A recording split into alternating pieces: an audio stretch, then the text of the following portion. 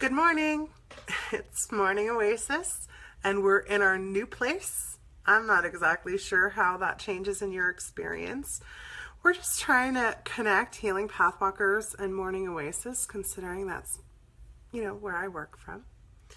Let's see. I'm going to check and see if this is actually working because it's not showing me that I'm actually live. Okay.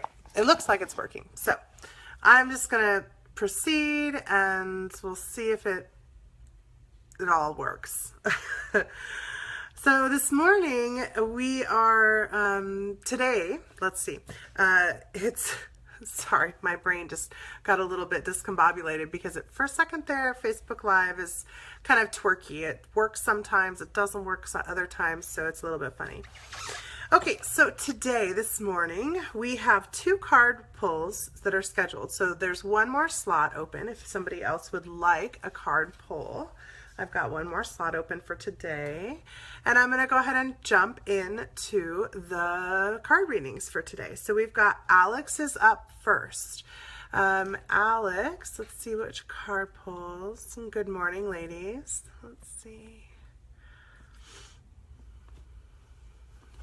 The Earth Magic cards want to talk to you, Alex. Get you down out of those stars. Good morning, Chris.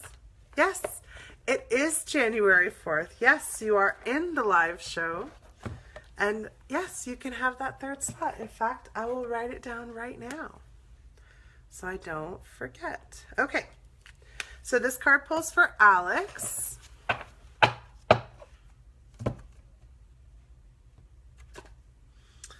Oh, well, we just came out of this, so I guess it's pretty fitting still. The card pull for you, Alex, today is Winter Solstice and Reflection. What can I say? That's what we've been doing. That's what we're looking at the mirror right now, folks. We're looking at the mirror. Good morning, Kimberly. We are looking at this mirror and we're saying, do I like what I see in the mirror? And one of the things that's so beautiful about this time right now, this energy that's coming through right now, is that the ability to change the mirror, the reflection, is at its highest, like at its best. It's amazing. We are shifting in such intense ways right now. We are, I don't know about you guys, but seriously, it's like each day I'm a skin and I'm shedding yet another skin layer off. I'm a snake and I'm shedding yet another layer of skin off. It blows my mind each morning that I wake up and how much lighter I'm feeling so far in this new year. Now, I would say that day 1 and day 1 was still rough.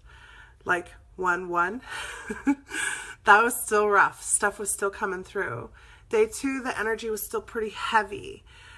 Day 3, it started to lighten up a little bit and I kind of was able to get some things accomplished. And today, it's like, wow, wide open.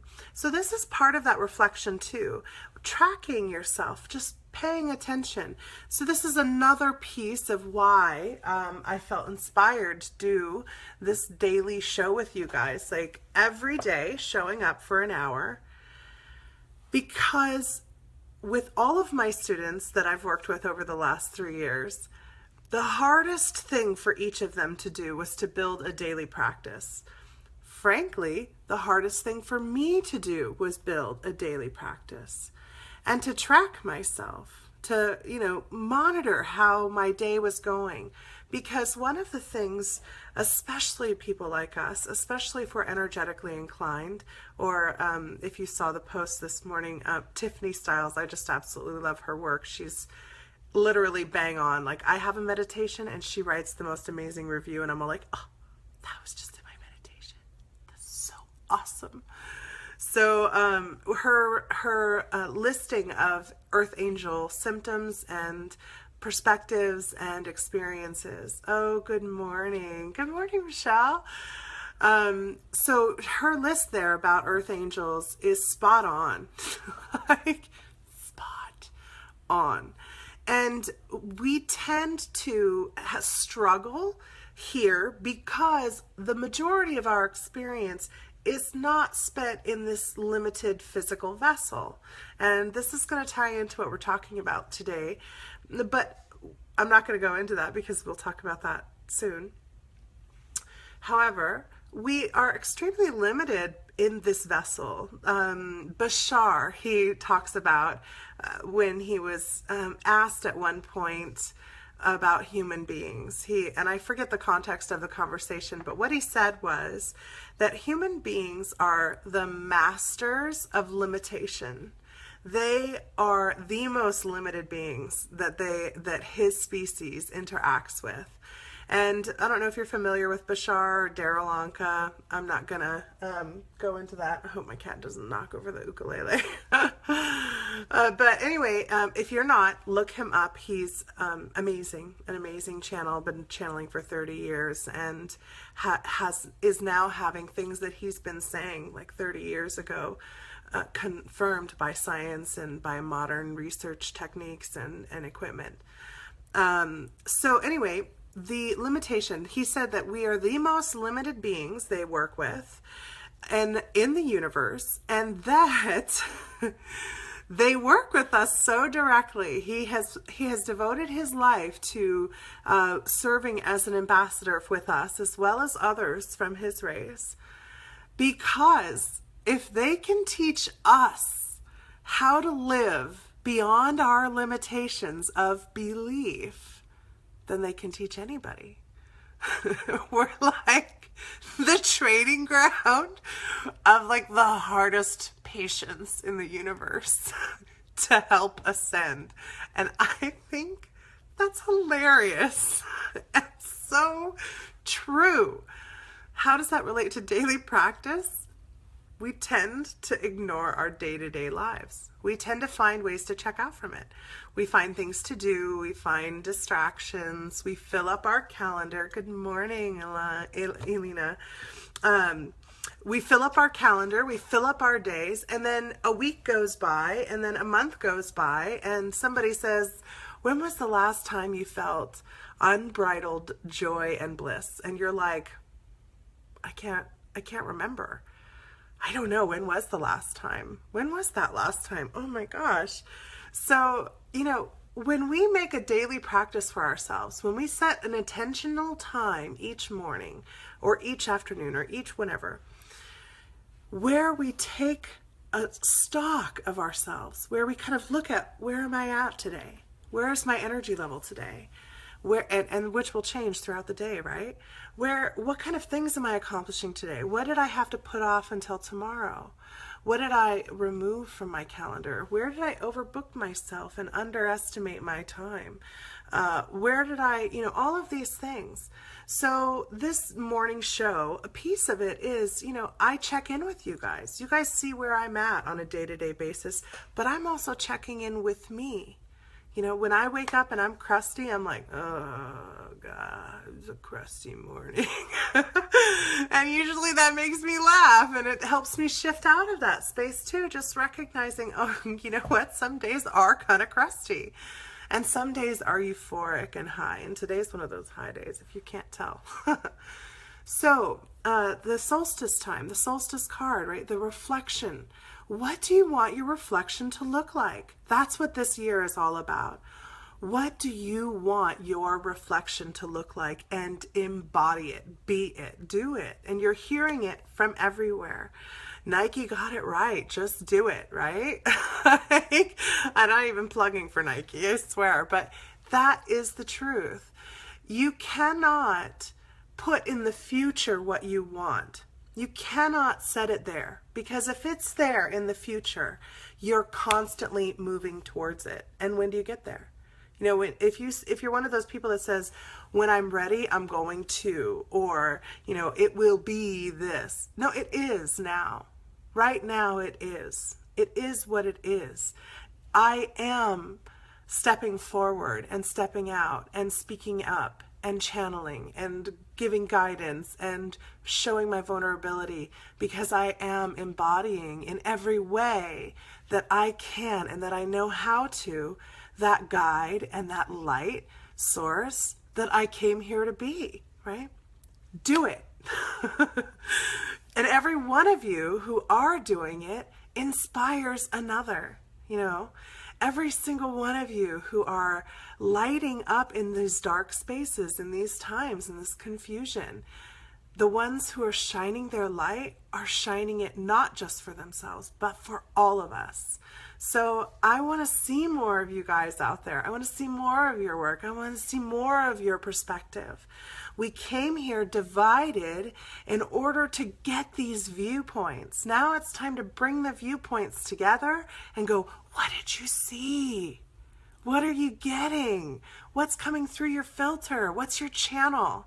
We have to bring that stuff together. And I think that's what we're moving out of in this solstice period. So let go of those things that are defining you, those limiting beliefs. That's why we had literally every single belief about ourselves that limits us, that defines us as less than we are, slap us in the face over the last year. So we can like look at it for what it really is and say, you know what? You're selfish. No, actually, wait. It's okay if I'm a little more selfish. It's okay if in this time when I'm not capable of showing up for other people, I show up just for me, because my perspective is what I came here first and foremost to serve as. You would be failing in your job were you not to have that level of self-investment. But we define it as selfish, so we push it out and we go and we help and we help and we help and we help and we help and we exhaust ourselves. And then we look at our family and we look at our friends and they're not supporting us enough. They're not doing enough for us. And we find the ways the lack is around us and conquering us and defeating us. And that was last year, guys. Did you pull all that karma up? Let's flush it out. It's time to release that stuff, release the beliefs around those things. The next time you have a limiting belief come up in any way, look at what it's really saying, because it's for your benefit. It's an opportunity to address those things. So, I'm sorry, lecture over, rant over. That went a little, clearly that's something that I also needed to hear. The next card pull is for Gidget. And let's see. No, not the Earth deck.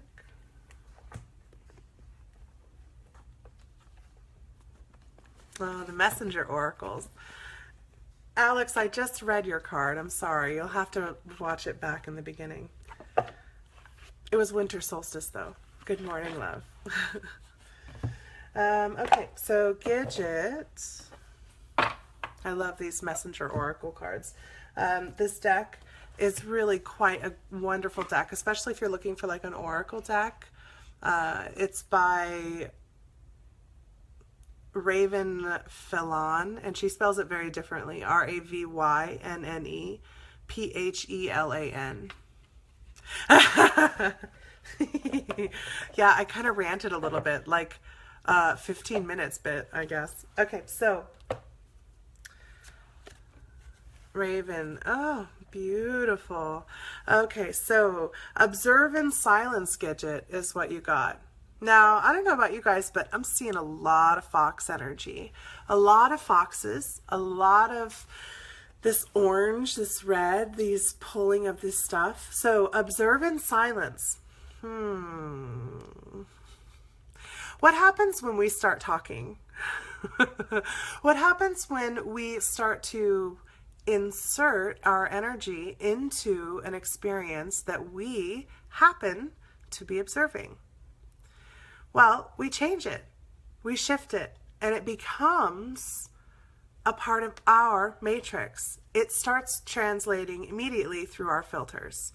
And we adjust and modify it. That's where it becomes our creation. When we start speaking, when we put our voice, when we expose that part. Oh, Alex, you had a fox cross in front of your car. See? I saw a fox just the other day. No, actually, I guess it was about a month ago now that I think about it, crossing a field while I was driving. They're amazing, beautiful. So one of the things that foxes do, they often, you mostly don't know they're there unless they're in movement, unless they're traveling. Usually they're observing, and foxes have an innate knowledge. They slip through the forest with a grace. Like if you've ever watched a fox move, it's like this, it's like more like a cat, like a slipping through. My son and I just watched this really beautiful documentary about cats, The Lion in Your Living Room, I think is what it was called. And one of the things they talk about is the cat's gait, and how the gait is not designed for efficiency in any way. It's designed for silence, for stealth, for that ability to be able to sneak up on and then pounce upon when ready. So the fox energy has this ability to navigate like with grace and effortlessness. It flows through like water. So, and when we observe, what we are allowed to see is not the conscious filter system, but the unconscious filter system. We get to see what our subconscious pulls to us to communicate with us when we're observing. We are not using our filters, our voice, to change or shift it at all. We get to see how it plays out, because remember, everything that you experience in this is your creation. You are the creator being here embodying. You've limited yourself to this unique perspective of you. You've limited yourself to this perspective so that you can see the world through this lens, through this filter of understanding. You have forgotten that you are God, and you have given yourself this free will to have this creation as you choose, without any interference, unless you ask, so that God can understand, can I find my way back to myself? Can I find my way back to my divine creation? And everything that you are exposed to is a signpost along that way. It's a hot and cold game. No, that kind of takes you away from feeling like a creator. Oh, that takes you towards feeling like a creator. Oh, no, now you're going away, right? And it's energy, folks, so it's moving, it's dynamic, it's always in motion. And the fox is always in motion. These guys are like super high energy flowing. So take time, Gidget, to observe. Take time to watch as you flow through, and allow the creation, your creation, to speak to you through that observation rather than through an active participation, is I think what this card is going for. And I believe truly this is a good one for all of us. Now, Chris, you asked for a card pull. Let's see. They're going to have me pull like all the decks out.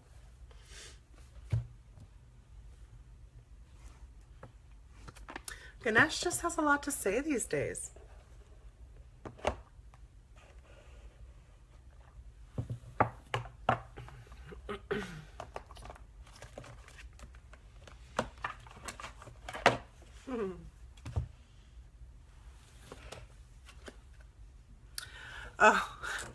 Oh, thank you, Pam. I love you too.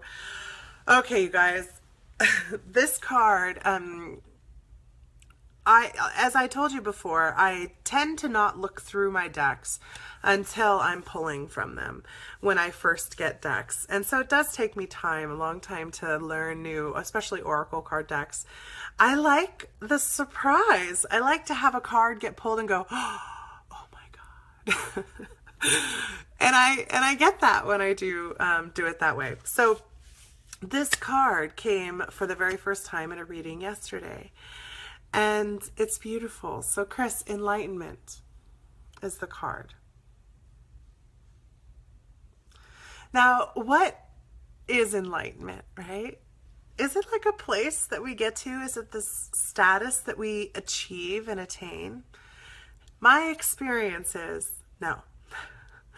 Enlightenment is like, is a state that comes upon us for this moment, where we release, we are enlightened of all aspects of ourself that in any way draws apart from this whole self space. Now, I know you just had a head injury, right? Here's another way of looking at this perspective of having lost so much of your identity and memory. What if you were given a boom enlightenment, a breaking of all your beliefs, a breaking of your definitions, a breaking of everything that defined and limited you in any way, and we're given the opportunity to exist purely in this moment. All you can react from is this here and now. That, I believe, is what enlightenment truly is, and that's what it's about. That's what it's about for me. Finding myself in this state of expressing where I am fully in control allows amazing things to occur. I'm not kidding. It makes it so you feel like you're a magician in your world. And I think that that's what you're playing with right now, Chris, and I think that's what we all are playing with. I think that's the beautiful thing, especially about a space like what we're creating here together. We are beings who are here to bring enlightenment into the creation. So here's the piece. I hope you guys are grounded and connected, already working on those roots and the connection as we come together and join in the space, and that your heart is open. I hope you're walking through the world now with that heart open, feeling that web, that network, even when it's sad, even when it's hard, but feeling that web of humanity. And if you find yourself in this state of enlightenment at any point, even if it's for a second, send that vibration out through the web. That's what we're here for. That's what it is to anchor energy. That's what it is to be a light worker. Work the web, sending the light out of enlightenment. Because you're like holding it right now in this space. Okay. And that's the perfect tie-in for what I wanted to talk about today. I went to a movie last night, actually. And it was kind of one of those, everything about it was kind of guided. It was this, you know how sometimes you just get put into this channel and then boom, this happens, then boom, this happens, then boom, this happens. And then boom, you're here and there you go. Now do your work. That was last night for me. I was given free movie tickets, and I went with a couple of friends to go see Martin Scorcese's new film, Silence. And yes, go for it, Chris. Play in the room. Have fun. Okay, so Silence. Martin Scorsese did a film, and the premise of it is about two priests, Catholic Portuguese priests in the 1660s were sent to Japan to try to find their teacher, who was a priest who was serving as a missionary in Japan at that point. And it was a whole period of Japanese history I actually had no idea about. And I mean, that's not so unheard of, though I love Japanese culture and history, and I studied Japanese in high school and college for a few years. So I thought I had a, rough sketch of their timeline, but I had no idea about this period.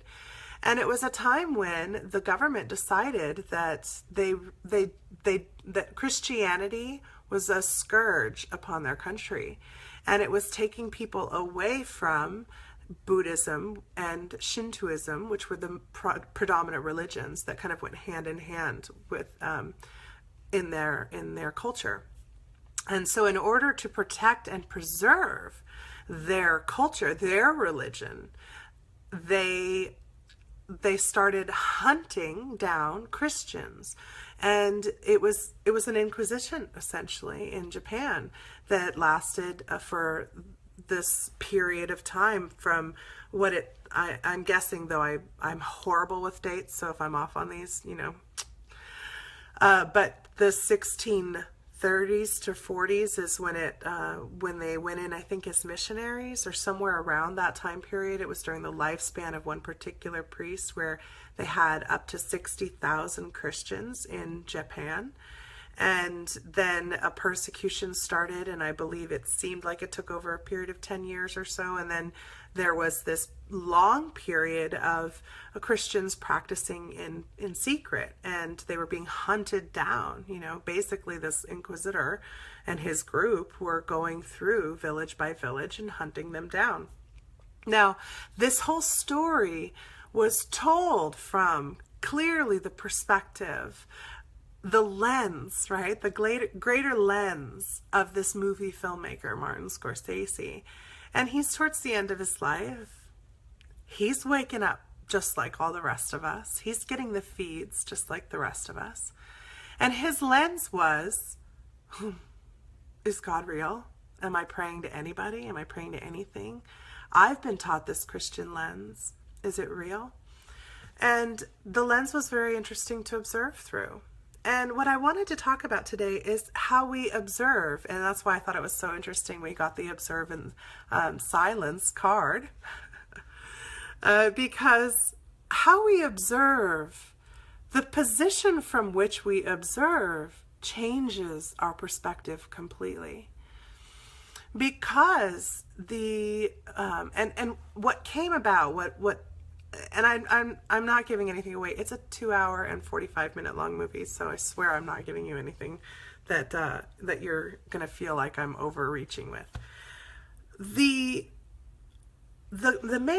main point at the end of the movie was that the father that they came there, the priest they came there looking for, he converted, and he became a Buddhist, and he started teaching and writing, and he started working for the Inquisitor's office as a person who would determine whether or not anybody who came in, and only the Dutch were allowed to trade in the country for a long time after that, whether or not it had any Christian reference. Everything was inspected for that. And it was inspected by these two priests.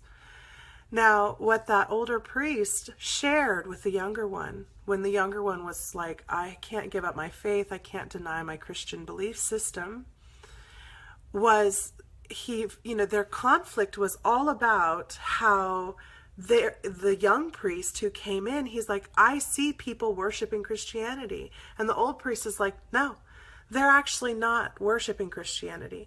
They're not worshiping the Christianity you're worshiping. They don't see it that way. They can't see it that way. And they had this conversation. He said, you worship the Son of God.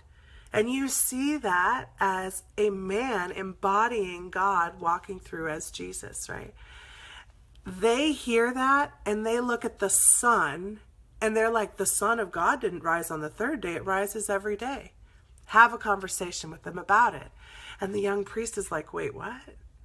And he starts telling him how the belief system of Christianity was being filtered through the mindset of the peasantry of a depressed and religiously starved and physically oppressed and emotionally oppressed country that was under the pressure of a ruling party at the time. And how that belief system was shaped to create for them comfort, but it didn't have anything to do with what that young priest was actually teaching or was actually believing from his perspective. And that it was the language barrier between the two that was prohibiting the young priest from actually realizing this to be true.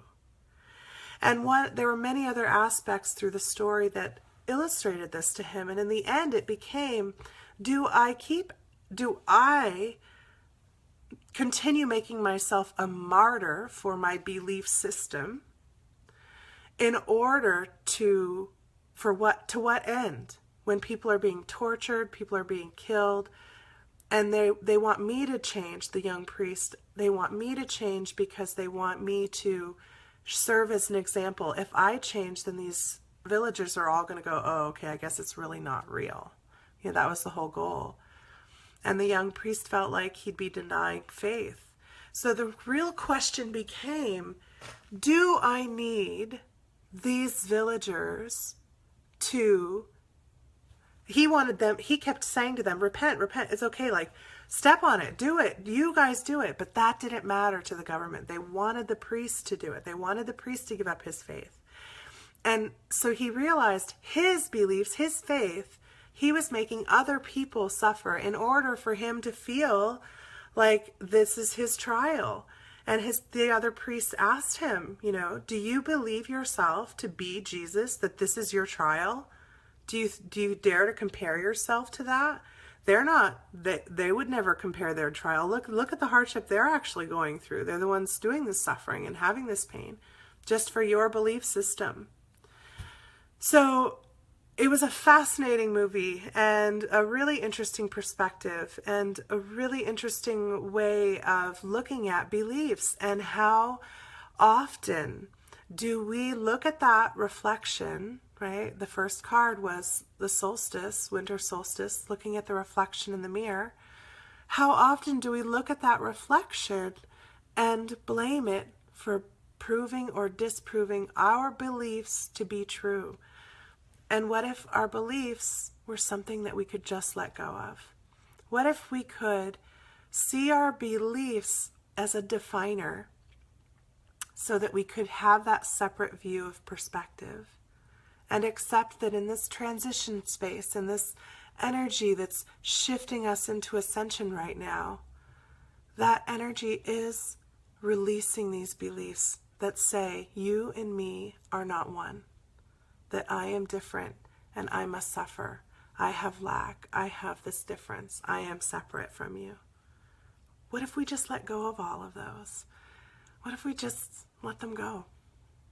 And instead said, oh my gosh, I just love you. Even though you're confused, I love your confusion. Even though you're sad, I love your sadness. I love that you're holding that for all of us. What would it look like if that's what we put forward, if that's the energy we projected out? Have you ever seen how deflated somebody gets when you're in an argument and you just look at them and go, oh my God, I think you might be right. Wow, that's a beautiful perspective. I hadn't ever thought of it that way. Whether you agree with it or not, try it sometime. It shifts everything. So I wanted to share, that was the main point from the film that I wanted to share.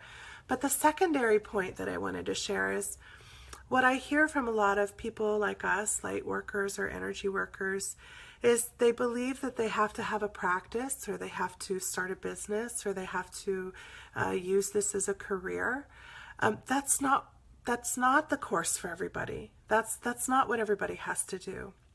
So I thought what I would share is one way I walk through the world as a light worker that has absolutely nothing to do with healing pathwalkers, has absolutely nothing to do with practice or business or anything like that. And this movie was an example of it that reminded me of another time. So while I was watching the film, one thing that I chose to do, there were parts where there were some pretty violent scenes, and a lot of people are not comfortable watching those sorts of things. I'm not that comfortable either. So when those scenes came up, for me, what I chose to do, knowing that this film, its intention was to be a documentary. All documentaries are still through the lens of a perspective, of course, but its intention was to be set within the time frame and set around facts of that period.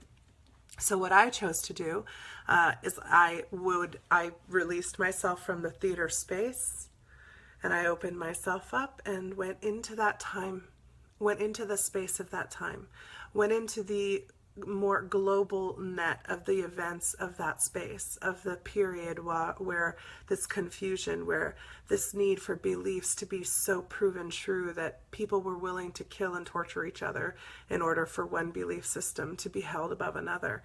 So tuning into that time and space, and began just flowing source energy through. Not trying to change anything, just flowing it like water and cleansing and releasing the karmic debris.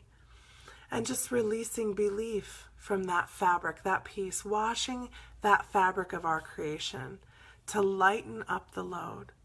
All the lessons are still in place. I'm not trying to transmute things. I'm not trying to release or download anything. I'm just flowing the energy through and allowing it to wash out that karmic debris that gets stuck to when we have belief systems in place. I also was doing things like looking in the space for any souls that still feel trapped at that point, that have pegged themselves in that time and space, calling in angelics, requesting them to release the energy, because we're all shifting and transitioning. So those are some ways that we as light workers can go and experience the world and go to things that might be uncomfortable for us and do something about it, do something with it, do something with our ability to energetically at least change our own creation. And if we're all doing it, the collective creation becomes pretty freaking cool, I think. This brought me back to another experience that's more personal. If you have known me for any duration of time, you may be aware, well, about 4 years ago, three years ago, I think, my best friend's sister was murdered. And it was one of those experiences that, it was shocking and very painful, and it was really quite traumatic. And it kind of took over, the whole family's life for the period of time that the whole process took to go through. Even though they caught the murderers, there were 3, pretty quickly, within a few weeks, I think, maybe even a few days, honestly. It was such a blur. But it took 2.5 years, I think, for all the trials to take place, for the whole thing to go through the criminal justice system. And I lived in Portland, and it happened in Portland. And so when they would come into town for various hearings or sentencings, I often, not always, but often would go with them and support the family. I've known the family for 20 years. So while I was there, of course, my main focus was energetically supporting the family, right? Holding the family, flowing that source energy through the family, just helping them to process this grief and holding them in the grief, and loving them and calling the angels around them and calling the guidance around them, and helping the sister. Her energy was obviously very strong, right there in there with them. And just helping just facilitate really quietly from the outside, and supporting them as they needed it more directly, and, channeling energy. But I also was recognizing a unique opportunity. It's very rare for somebody like me to end up in a courtroom, or to end up in a courthouse for that matter, or to end up in any sort of judicial precinct.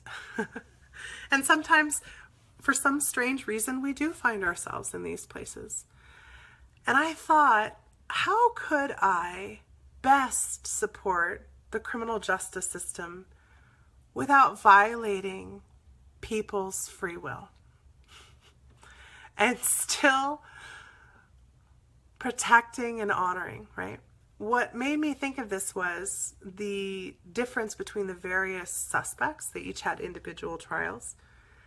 And the first one, she was kind of one of those people, and I think we all are familiar with these kind of people. She was what we would call a vampire, an energetic vampire.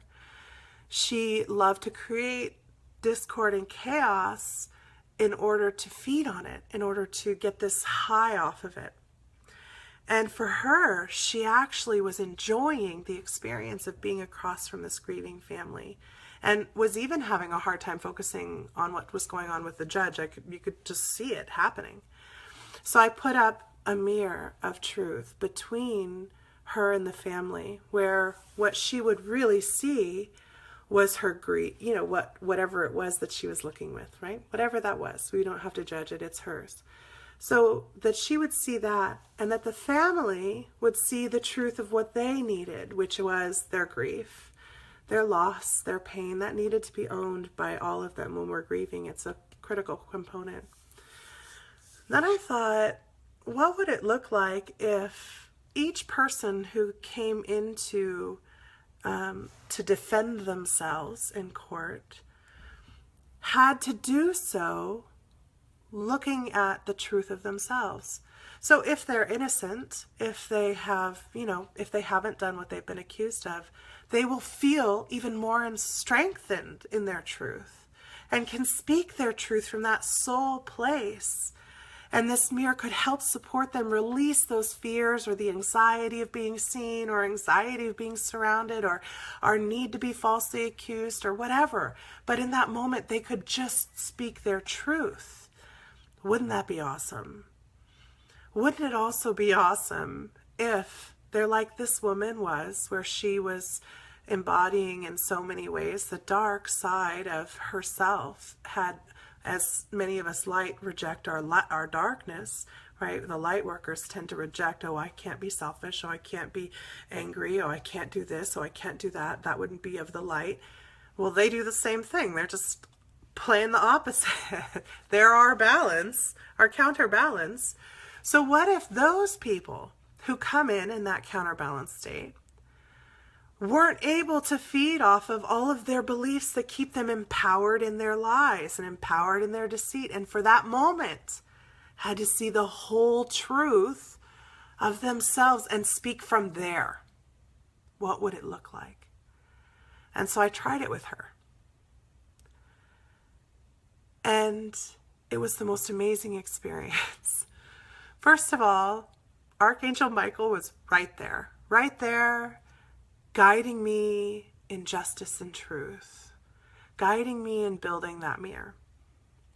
And I watched, first of all, as she no longer had the connection to the family.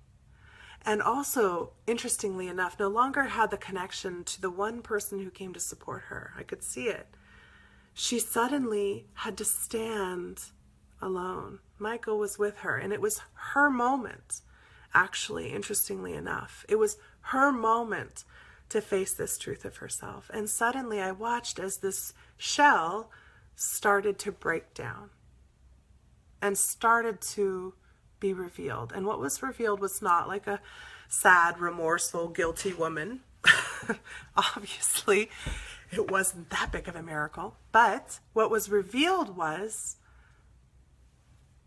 I live in total lack. I am lost. I'm totally confused. I don't know who I am. And you could see her beginning to go through her process. As an energy worker, you can kind of feel when somebody starts processing and shifting. And you could see her starting to just get these little tendrils of light to come down. Now, my job isn't to judge where somebody's at, even when it's something like that, something so horrific, something personal even. My job is to do my work here, which is to bring light when I can, illustrate dark when I can, bring balance in every way that I can. So I thought today's meditation could be along those lines. We don't have very much time left, so we might run a little bit long, but hey, if you have to go somewhere, you can head out and leave at any point. Let's go ahead and take a few moments and feel those roots going down. You've already been grounding through this conversation. I've been grounding you through this conversation. Feel that Gaia energy. Many of you are feeling pressure in the ear. This is that guidance coming through. Open yourself up. Allow yourself to tune in to that sound. Tune into this vibration. As you begin seeing your opportunity, your point of practice. Remember, time is not real. So I want you to call into focus as we bring this Gaia energy through and the source energy through. Call into focus your opportunity, your moment of justice, your space where you realize I could impact change. Perhaps it's a period in history that you've studied. Perhaps it's a point of understanding in all of humanity that you focus on. Perhaps it's an experience like mine in a courtroom where you wondered, what could I have done? Call those experiences, whatever they may be, your piece of work that you know you're here as a soul to do. Just bring them into focus as we open the heart and flow this energy through.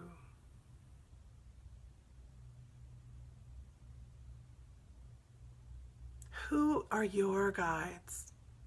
At this time, call your guides to you, whether they be angelic,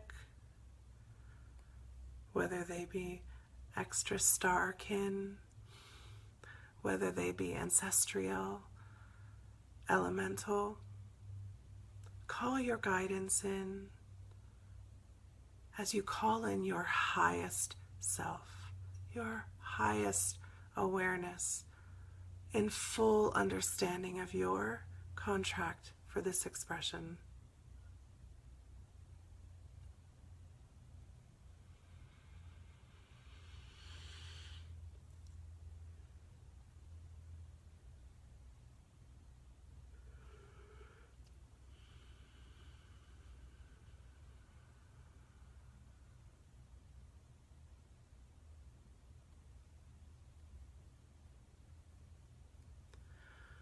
Remember, the first thing we do is observe, look at the reflection, observe what is. What is there?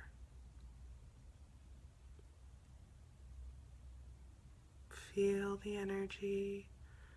Perhaps your senses make it so that you hear something. Perhaps you're just knowing what is. Maybe you have a blankness, but a knowing. Or perhaps you see the whole scene. Maybe you're feeling the emotional state. Just observe. What is?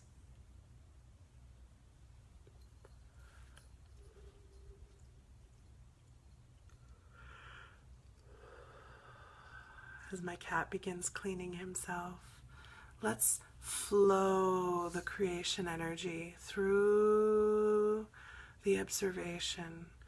Just flow it, like we're pressing the fast forward, and flow. We're just lightening the load. All we're doing is cleansing and releasing that karmic debris. If you feel something that gets stuck, pull it up like it's like a little bubble, a little present for you to look at, and open up and recognize this belief that's stuck here. What is it? What is the belief? I would be bad.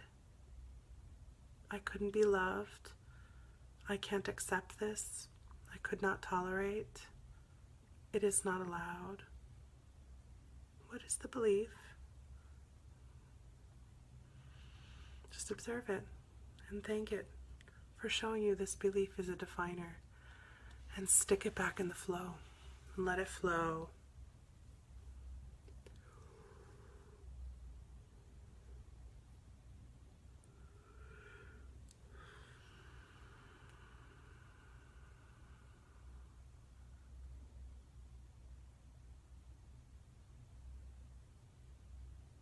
Allow your light to shine through as your guidance shows you what next steps to take.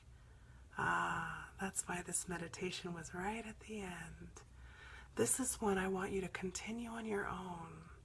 I want you to move forward in this meditation, allowing your guidance to guide you, knowing you already know the work to do. You've already done it.